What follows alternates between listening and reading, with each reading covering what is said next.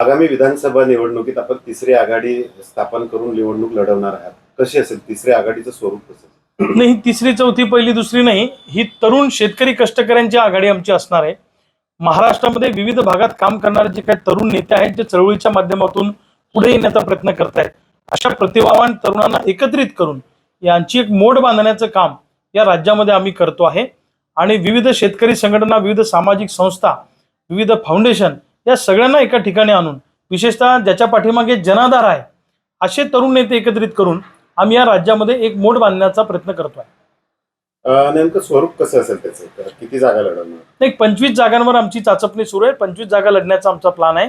यामध्ये विविध भागात काम करणारे तरुण नेते, ज्यांच्या पाठीमागे लोकांची फार मोठी शक्ती आहे, पण हे राजकीय पक्षात काम करत नाहीयेत, शेतकरी संघटनांमध्ये काम करतायत, संस्था चालवतात, फाउंडेशन चालवतात.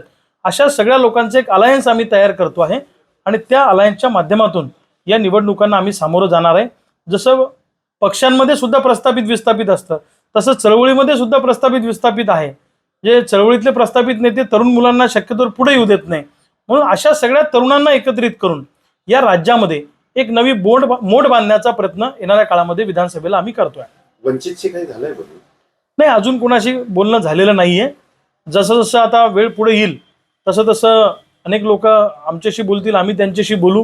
या राज्यामध्ये एक वेगळं समीकरण तयार करण्याचा प्रयत्न येणाऱ्या काळामध्ये होतो आहे. काही लोकांशी डायलॉग सुरू आहे, परंतु अजून ते काही फायनलायझेशन पर्यंत गेलेलं नाहीये.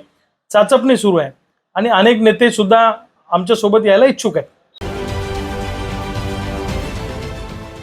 देश विदेशातील प्रत्येक घडामोडींचे लाईव्ह अपडेट मिळवण्यासाठी आता साम टीव्हीच्या सर्व सोशल मीडिया प्लॅटफॉर्मला लाईक, फॉलो आणि सबस्क्राईब करा.